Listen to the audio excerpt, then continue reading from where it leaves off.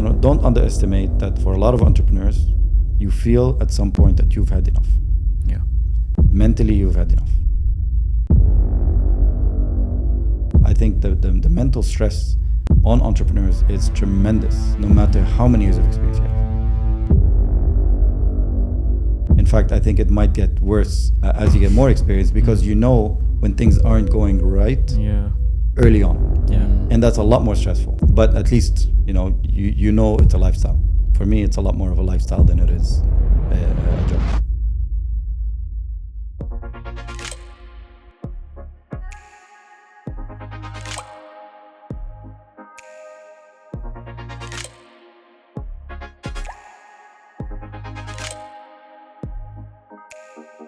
Welcome to the Sandpit Startups podcast, where we journey into the minds of the brightest and the best the region has to offer. We're here to connect the entrepreneurs in the studio with the entrepreneurs listening at home. We sincerely hope the next half an hour or so educates, motivates, or inspires you. And if it does, you know where the follow button is. In today's episode, we are joined by Tarek Ghobar, the co-founder of Paymennt. And he's got a lovely story to talk about his journey with FoodPanda, with his other ventures as a startup mentor, and also with Paymennt, which has also been acquired. So it's a great story for all those who want to learn about from an idea stage to an exit stage, how it all happens. So get ready for this exciting talk with Tarek. And thank you, Tarek, for joining us on. Absolutely. Lovely to be here, and looking forward to sharing a lot of the experiences as well. Likewise, we're super excited. Yeah, and hopefully it becomes motivational and educational for a lot of the listeners as well. That's the idea. Amazing. So talking about entrepreneurship, it's more about the journey than the destination. Absolutely. And I'm sure you had a wonderful experience with your previous ventures, and also being part of scale-ups and with Paymennt. It's a great success story. If you could just share about the journey so far. Yes, absolutely. Well, I mean, in general, the journey is always a series of journeys, a series of events as well. So I can't talk so much about the gray hairs in entrepreneurship, but they're definitely there. When you look at the experience along the way. So my journey started back at university days. It was a typical story where two students in the dorms started the first startup, and the first one was within sports and sports technology and sports therapy. So we were literally putting athletes into ice tubs and ice baths in a much more accurate and technological way than just sitting in a tub full of ice. Okay.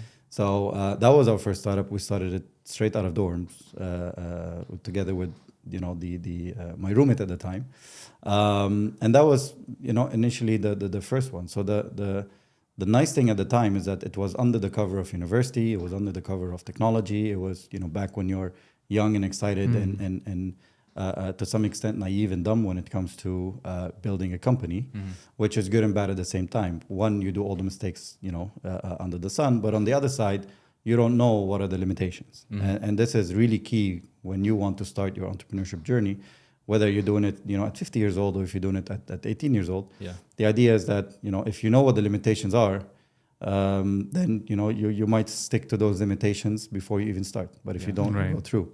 And I think we've seen enough stories of people who are not from the industry starting something amazing in the industry as well, because otherwise you're seasoned to know what you can't do.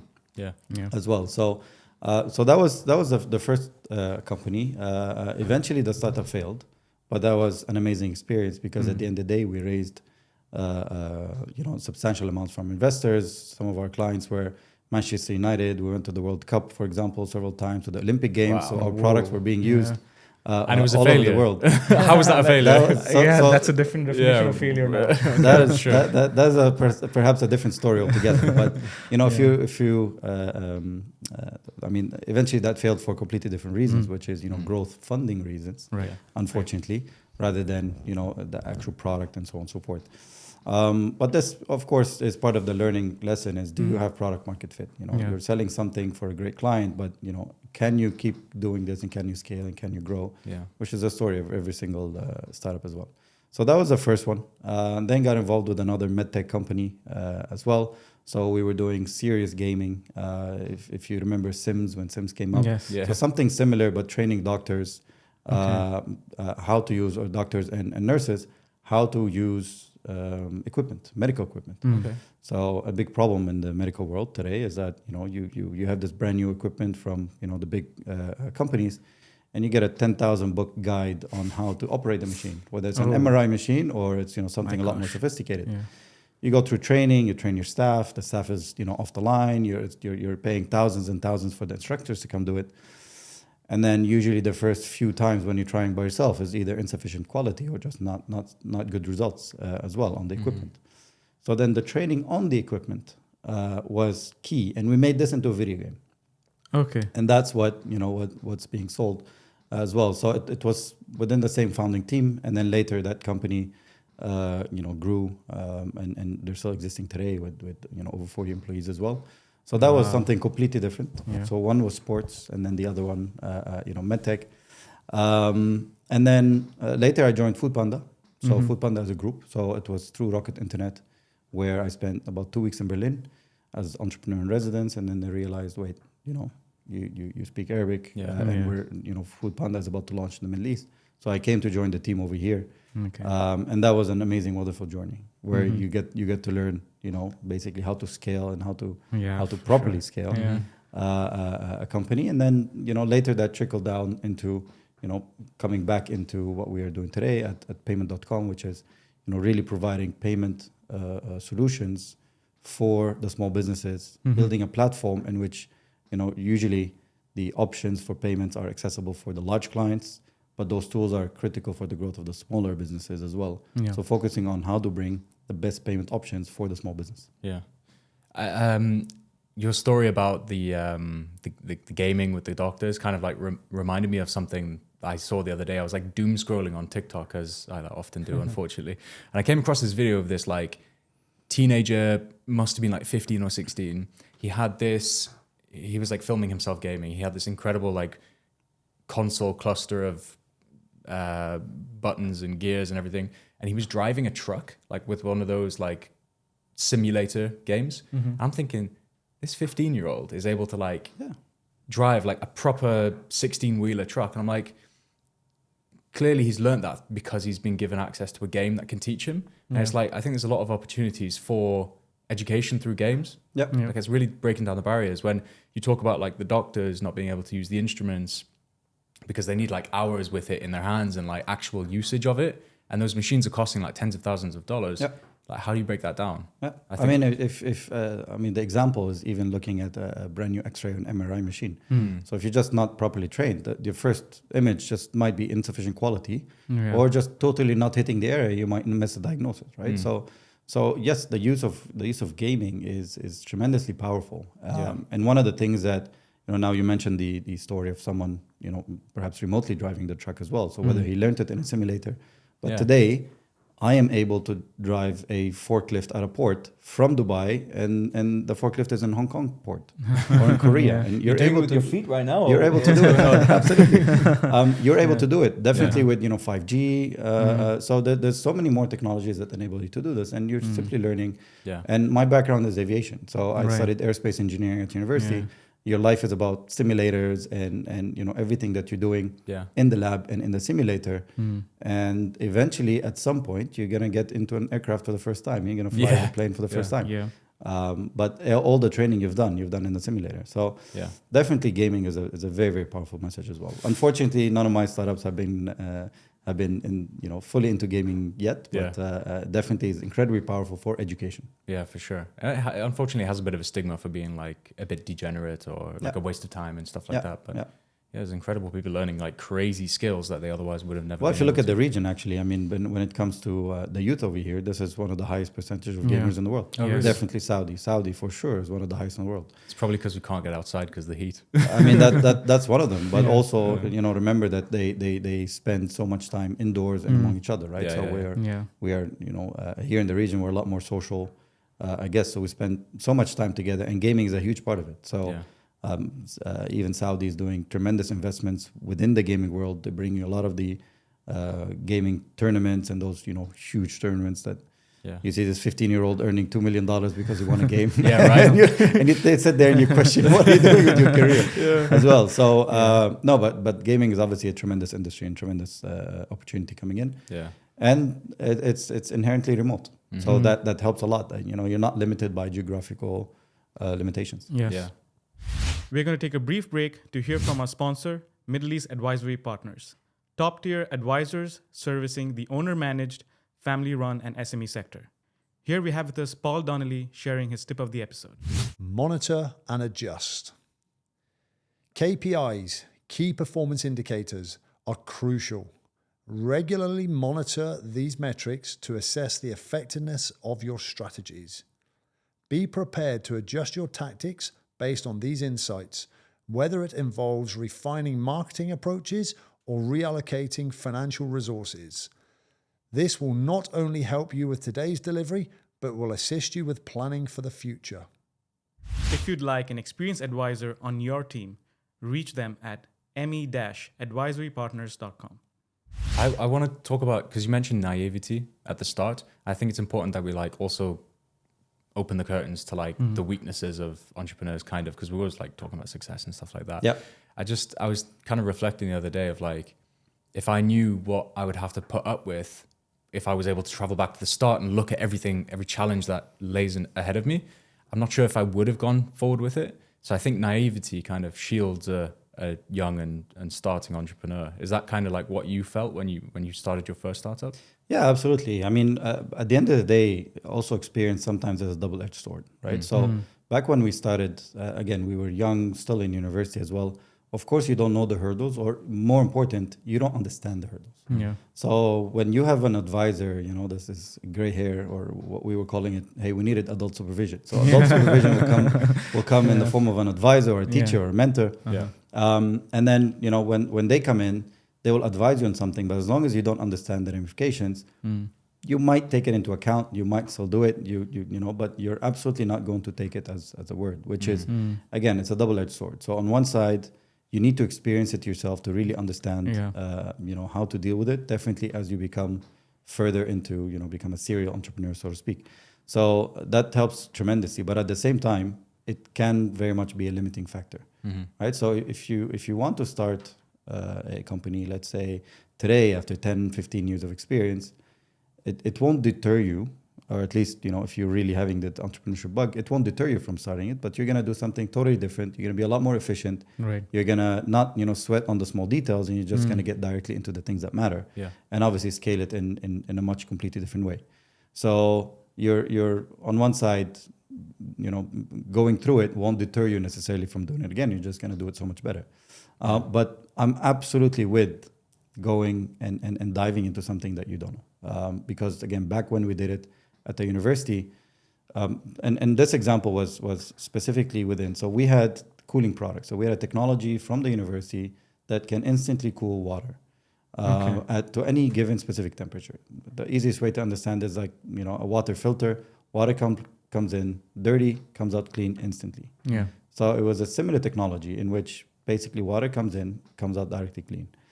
And in the applications, we realized that one of the bigger problems, which is also a good problem that we wanted to tackle, was that a lot of athletes weren't able to get their therapy. Cold therapy isn't new, it's been there for ages. Okay. But weren't able to get that temperature at the time that they want, especially when they're moving around all over the world. So we went out to put that technology into a small unit that you can travel and take it with you.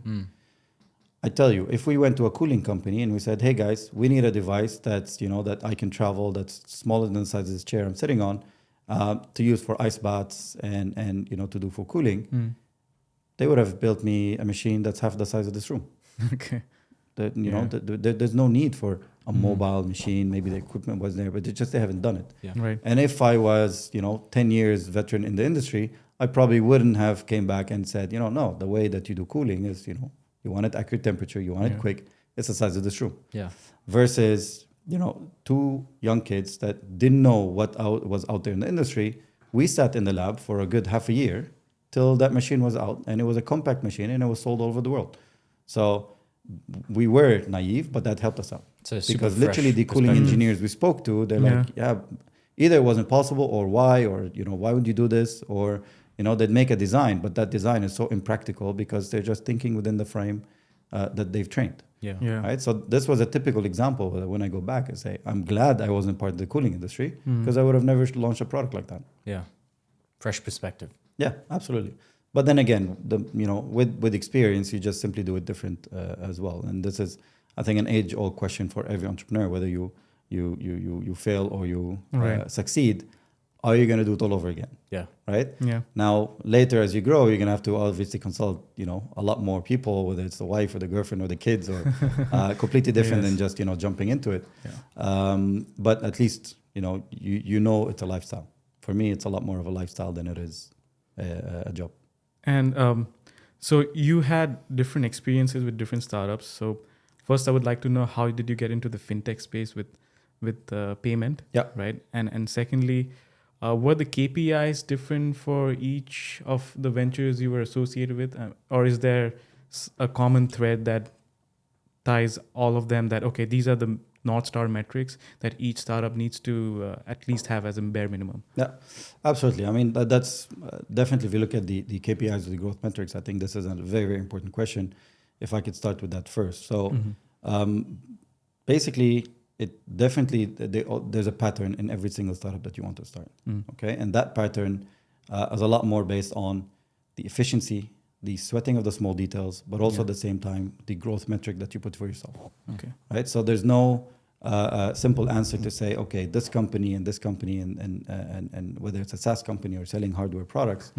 The idea is that, setting your own KPIs and trying to meet them is something that I didn't know back in the days. It's nice to make as many calls as you can and to get as many sales as you can. And last month you got 2 sales, and now you have 4, and then you have 6.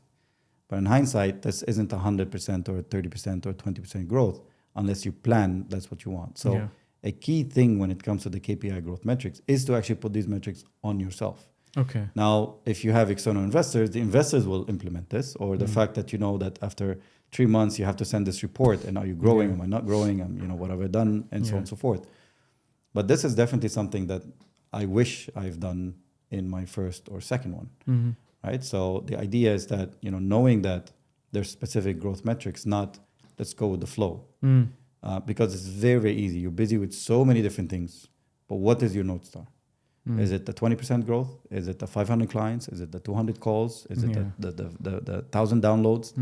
And there has to be some kind of metric. I mean, obviously the growth sounds like cliche, of course, but but setting an actual growth number is going to be key.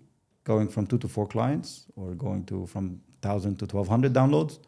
Let's start with these baby steps to be able to do it. This is when we're looking at the KPI, and this has to be across the board for everything. Every startup wants growth in whichever way that growth is, but it is about the growth. But I think not being able to set clear metrics and the metrics that matter is something that we've done enough times by mistake. Right. Usually it's an external party that makes you set these things as well. But once it's already set up, then you would focus your entire team, because you have so little resources, so much to do. You're always going to be busy. We're going to take a brief break to hear from our sponsor, Inheden. Hey there, visionaries and dream chasers. Meet Inheden, your ultimate partner in turning your visions into digital realities. They're not just another IT company, they're your growth partners and a tech angel invested in your success.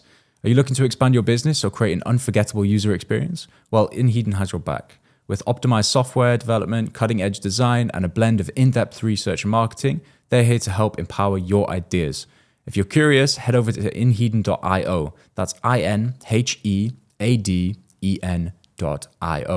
for all the details, and get started with your dream project today. Dream, empower, inspire. Inheden. You're always overwhelmed with so many activities happening together as a co-founder, and you have to take certain decisions. Of course, you have people around you who can help you with that. So what I can probably understand is that each venture would have their own unique set of KPIs, but it's important to define them and to have them clear, and not have like a laundry list of KPIs, maybe like a top 3 or top 2, which is the most important metrics to look at the end of the day. Absolutely. It's 2 or 3. So 2 or 3 are key North Star ones. Because I tell you, when you're starting up, definitely the logo is very important. For sure, your domain name. Definitely the usability of the website. Is it pretty or not, right? How do people use it? But is your beautiful logo going to be the metric that's going to make you grow? Probably not. Is it the number of downloads? Sure, the number of downloads. But then is it working? And then again, bringing it back to the concept of, you know, the MVP and so on and so forth. Yeah. If it's working, it's getting downloads, what's the North Star? And this will change, by the way, as you grow. Okay. So in the earlier phase, if it's, you know, the number of downloads, and we're seeing this, you know, along any company that's maturing, and all the companies on the Rocket Internet were, you know, tremendous examples of this, where in the early stages, it's about as much acquisition as you can. And in the second stage, you start to look at the, you know, the key metrics of that acquisition and the unit economics of that. Okay. And then eventually you're starting to turn it into the profitability, right? Where today, if you tell a brand new startup, you know, you don't need 10,000 downloads. But if they're launching an app, they definitely need 10,000 downloads. Yeah. But they're only going to realize it, or maybe it's only going to matter when they start to get into a bit more of a maturing stage, where we say 1,000 paying clients is better than 100,000 free downloads if you're charging per download, right? In which you start to focus on different metrics. Yeah. So the metrics will change, but there has to be metrics specifically. Okay. And this is the story of every single startup when it starts. Yeah. And if we look at how we stumbled across fintech, I think this is also, you know, completely by chance, because now it's 3 or 4 different industries as well. So I've known my co-founder Bashar since '99. Actually, we went to high school together, so it's a very, very old story as well. You know, the world brings us back together, and we're both in Dubai after you know we each went and toured the world. And then he was dabbing with something along the lines of loyalty and loyalty points with cards. Okay. But actually, the ability to pay with your loyalty points. So it was more a payment method to pay with your loyalty points as well. And we were basically working along. I spent some time with a tech incubator called 1776, which was based in Emirates Towers at the time. So, you know, in mentorship programs that we have, and Bashar being a friend, of course. So we were looking at different aspects of loyalty and how we can basically grow and compete with different loyalty companies. And the loyalty payment was, you know, a very key sticky point where today we all have loyalty points at some point. Yeah. Pun intended, but we all have loyalty points with some program, but perhaps very limited way in which how you can spend them. Whether it's limited by simply how you can use them, tech, or whether it's limited by the provider of those points as well. For example, airlines, you can only spend your points with the airline. Yeah. So we were looking at a way in which we can allow you to spend your points on anything you want. Okay. In return for me understanding the behavior of what you want. Okay. Right. So it's a simple equation. Now, unfortunately, working in the loyalty world is a lot more difficult than it seemed. And then COVID came. Yeah. So when COVID started, we had already working, and I had joined Bashar full time in his journey, looking at loyalty programs and how to pay with loyalty points. And then when COVID came, obviously, you know, hotels were not doing the best. Yeah. Airlines definitely weren't doing the best. Shopping and buying. Everyone took a hit. So all the loyalty world just, you know, had to freeze. So we could not really process a lot of transactions, and we were already doing a good number of transactions per month in process volume. Goes to zero overnight. But then there was 3 key things that we realized is that, one, we have a good team that's capable on building something. We had already been part of the reg lab of ADGM, so we're regulated as, you know, under the payment, as a payment company. And then at the same time, we have a market opportunity because we had the tech, which is building a payment world. Or the tech that we had in the payment, so allowing people to actually pay in a full payment method. And this is where we did the full pivot, 100%, 180-degree pivot to just go, okay, we're doing nothing in the loyalty space anymore. Now, what are the problems? And those 3 key things, within, I would say, 2 weeks, we fully became a payment company. And one of the key things that we were realizing is that obviously we were locked down in Dubai. Yeah. Quite a lot of my friends were business owners. So one of the business owners, he has a butcher shop. When they finally allowed him to deliver, he had no way of collecting money. No way. He didn't have enough card machines because he might have had 1 or 2 from the bank. But all of a sudden, he needs 10 because he's only delivering. People don't have cash at home. Yeah. because either cash was dirty at the time, or they just you're not going out to go to the ATM. If you're gonna get 2 hours off, No. you're gonna, or 2 hours out, you're gonna go and do some more essential stuff. Yeah.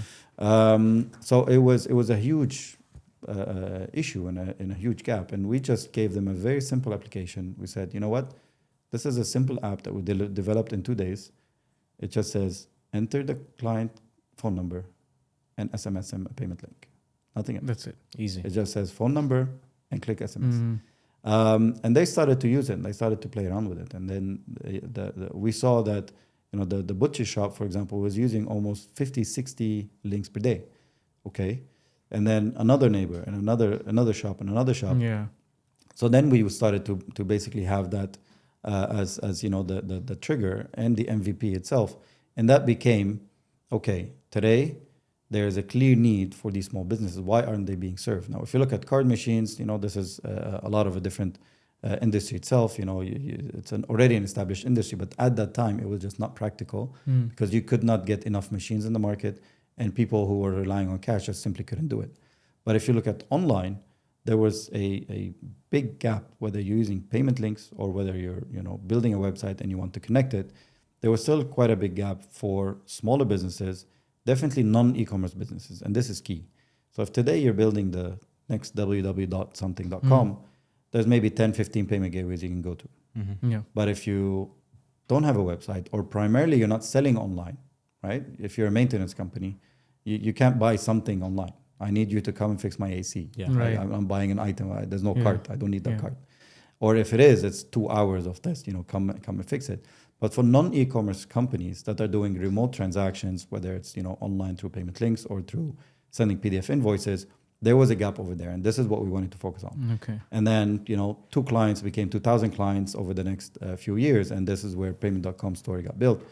For me, stumbled across FinTech. We had the experience to do it. We had an amazing team at the time, although we were only about 5 or 6 people. And today we're about 35 or 37 employees. It kind of mirrors the spirit of your cooling days, like where you didn't have the fintech background, and possibly wouldn't have been a good thing Absolutely. to have that background. Because Absolutely. it was the fresh I tell you, perspective. if my background was within FinTech, then it would have been a completely different story as well. And obviously we still were very familiar with the regulatory framework that you need and so on and so forth. So, but you're just a lot more mature on one side. Yeah. But you're looking at the market need. You're not looking at the tech limitations of what's out there as well, right? Yeah. So today it became very, very standard. And the days of FoodPanda or food delivery, today it's very standard that you want something, you order it online. But back when we started, it was an alien concept. Yes. So we were convincing everybody to order online, and it was, we were being met with faces, whether it's a consumer or a restaurant, and it was exactly the same. I love the story. 180-degree pivot in 2 to 3 weeks. That was insane. Absolutely, and everybody was working remote, and everybody was from home, and it was one guy. Okay, find you go find someone who's going to use the app, and then you go find someone who's going to do the integration. You go find someone who's going to do marketing. So it was everybody was working from home at the time, and it was 2 weeks. And I think this is also one of the more difficult decisions. Yeah. In the first startup that I had, we had the need to pivot before the company died in the cooling world. But you didn't take it. I did not take it. I think so that came we with just simply, wanted, no, I think we could still do it. get married to the idea. It can still happen. People are still buying. But, this is when you're looking right in front of you. And if you're looking right in front of you, you're not going to see what's happening later. Yeah. Which is very difficult to teach someone. It's very difficult to tell them. That's what I was saying before. Someone who's, experienced in the industry will tell you something, but we were not convinced. We had advisors saying, you guys need to pivot to something else, because eventually sport world is fantastic, but you're talking to the Manchester United of this world. How many of those are able to pay 20,000 euros for a machine?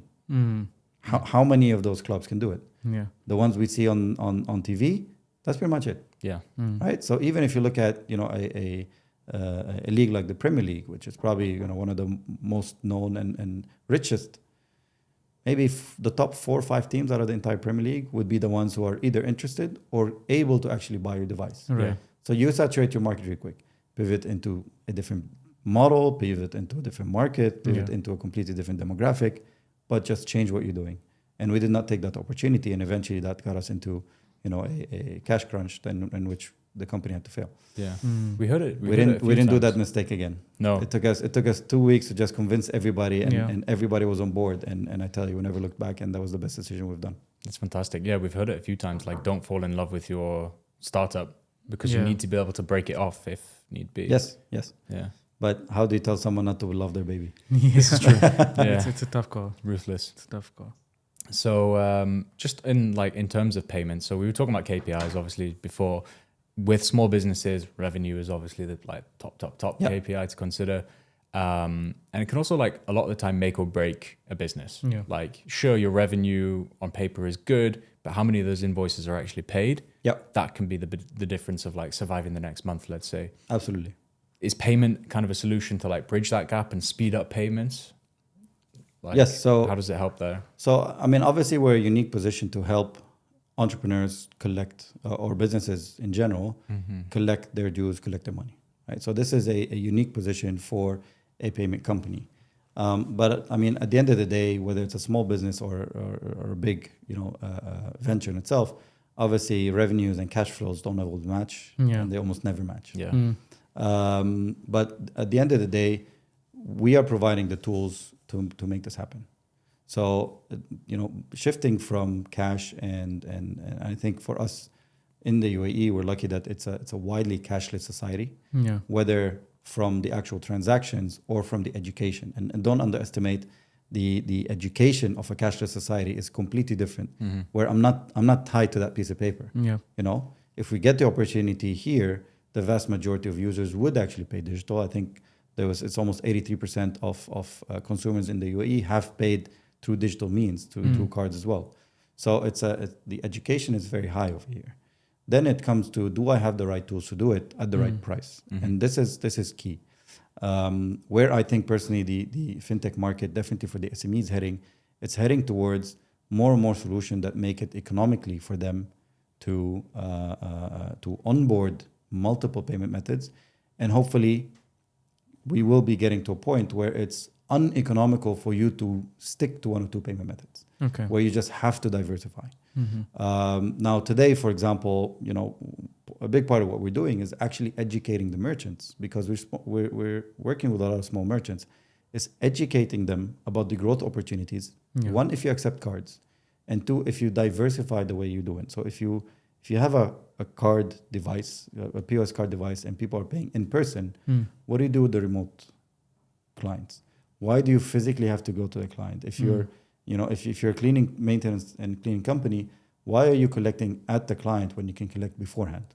Right. It works exactly the same with, for example, a great example we always give is flower shops or catering companies, right?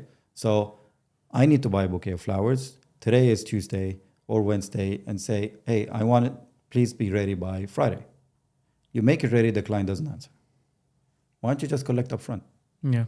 So it sounds primitive. It sounds that that's the way it is. But for a lot of merchants, whether it's the cost, whether it's just a new tool, whether it's, I'm used to cash, because obviously there's things like the settlement period with payments, with online payments, there's risk and so on and so forth. So a big part of what we're doing is actually educating the merchants to say, this is a new way of doing things. If you don't want to move there, your client is moving there. Yeah. So you eventually need to move there. So you better Catch basically up, embrace it and slowly come into it. And this is a big part of what we're doing at Payment. So a lot of our content is actually educational content online. Okay. But also at the same time, when we're working with the small businesses, we are much more payment consultants. We're not going to win every deal. We're not necessarily the cheapest in the market in this case as well. But we're coming with a specific set of values or value proposition rather to the merchant, with saying, as a platform, this will give you all the options today. You can keep what you're doing, but this is a complementary way that hopefully soon you're going to move into digital means.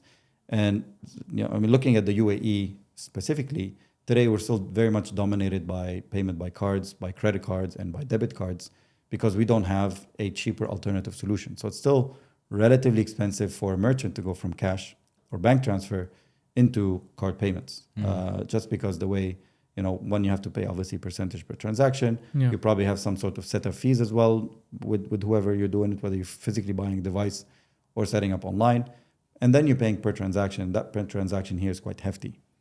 But if you look at other parts of the world, and this is definitely coming to our region as well, when you have a local debit scheme, for example, in Saudi, they have Meta cards, in which it's easily 60 to 70% less per transaction than using a credit card.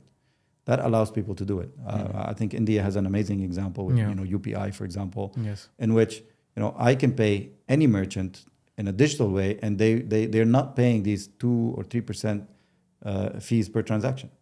So it's only a matter of moving from cash. It's not a matter of moving from cash and I lose 2 or 3% per transaction. Yeah. And we're definitely heading there in the UAE. And once we head there, then absolutely everybody will be onboarded. And I truly believe that every single business today, you get a trade license, you get a bank account to start working, and you will have a method of online payment as a standard mandate, to be able to transact. So these days are coming.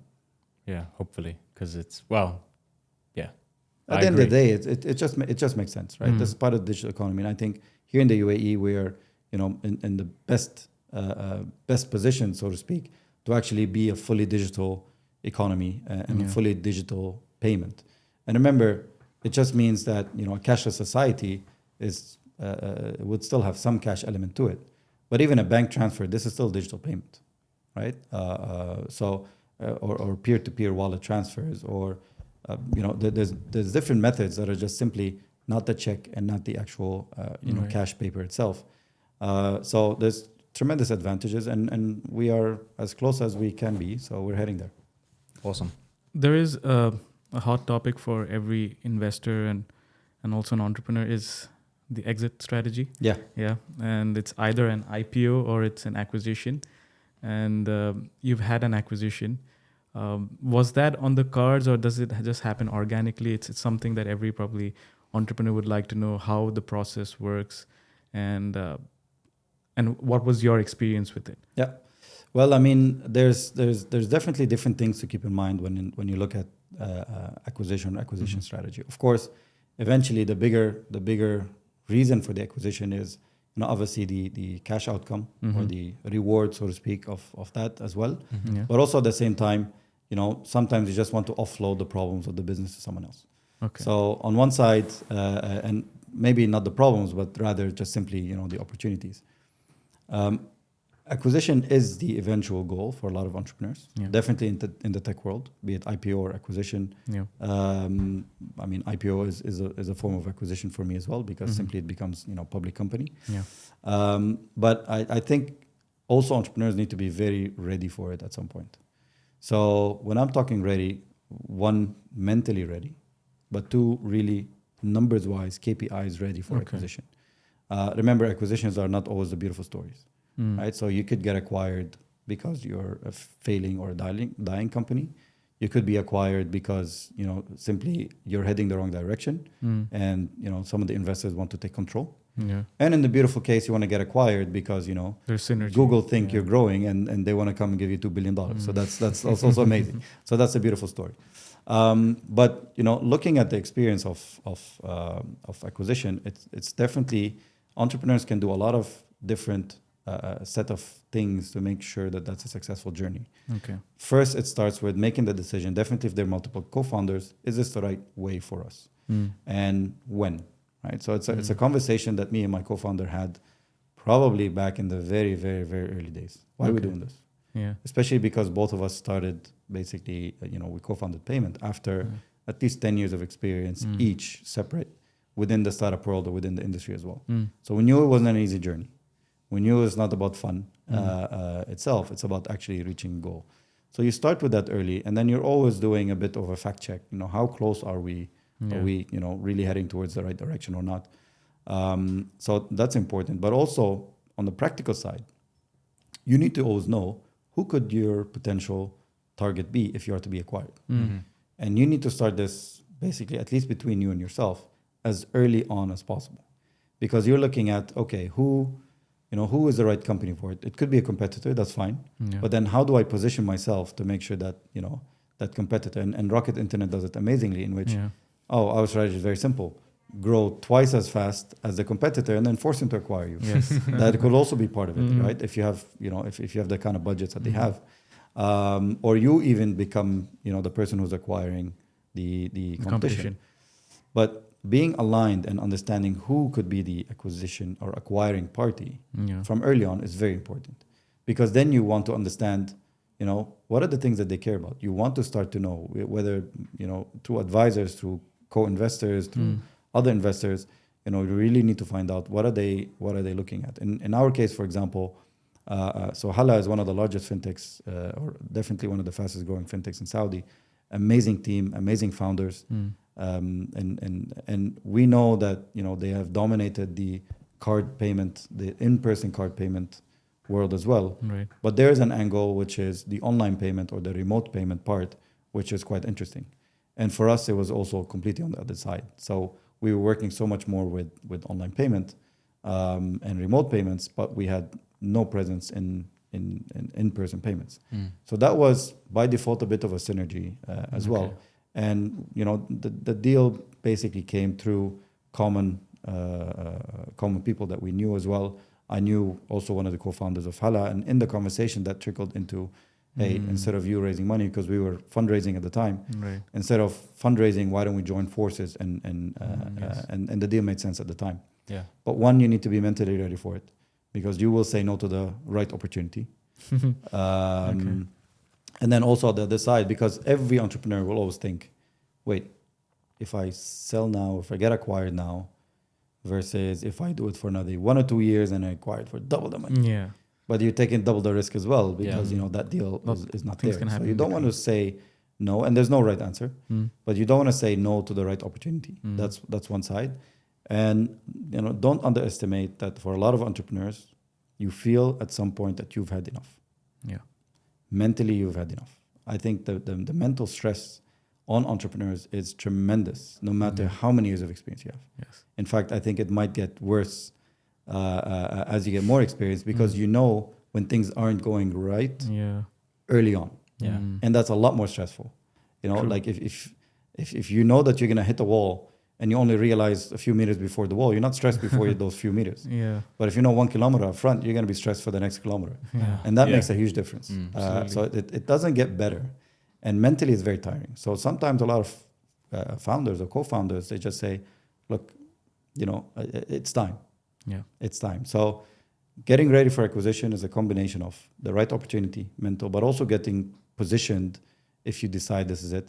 And obviously, eventually IPO. I mean, companies are growing when who are qualified to IPO. Yeah. This is an experience by itself, right? So this is a tremendous opportunity, tremendous experience. I hope to actually go through it sometime with any of the startups that we do in the future as well. But it's just a completely different ballgame.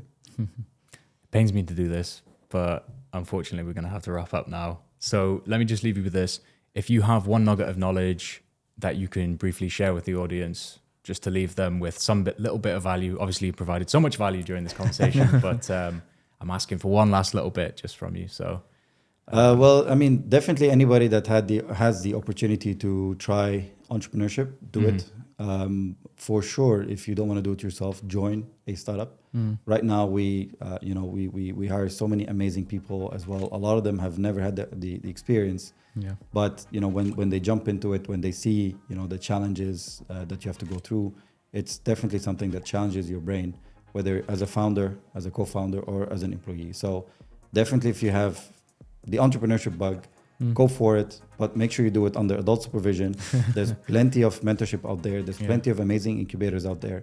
You don't have to do it alone, and you definitely don't have to do it by quitting your job and starting right away. Yeah. You can do so much more slowly, but definitely give it a try. Fantastic. Thank you so much, Tarek, for that. Yeah. Golden nuggets. Thank you so much. It's been a pleasure talking with you. Pleasure to meet you guys, and hopefully that this was definitely an enlightening It was fantastic. Absolutely. enlightening journey for a lot of the listeners as well. Yeah. Great job. Thanks.